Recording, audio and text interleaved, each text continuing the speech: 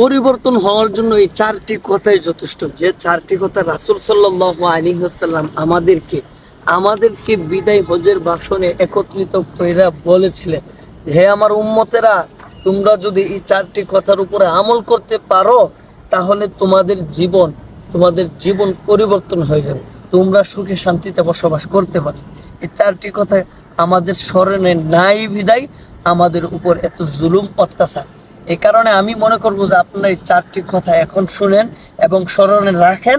আশা করব এই চারটি কথার উপরে আমল করবেন, সমাজ গঠন করবেন, সমাজ পরিবর্তন হয়ে যাবে। চারটি কথা হলো, রাসূল সাল্লাল্লাহু আলাইহি ওয়াসাল্লাম বলছেন, হে আমার উম্মতেরা, আল্লাহ তাআলা ব্যতীত কারো কাছে মাথা নত করবা না, আল্লাহ তাআলা ছাড়া কারো ইবাদত করবা না।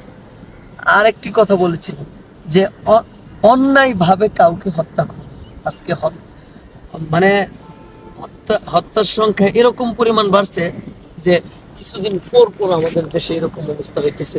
কিন্তু এই কথাটা যদি রাসূল সাল্লাল্লাহু আলাইহি ওয়াসাল্লাম যে বলে গিয়েছিল, এই কথাটার উপরে যদি আমল থাকতো তাইলে এই সমাজে এই অশৃঙ্খলা থাকতো না। হ্যাঁ, আরেকটা কথা হইলো, অন্যায় ভাবে কারো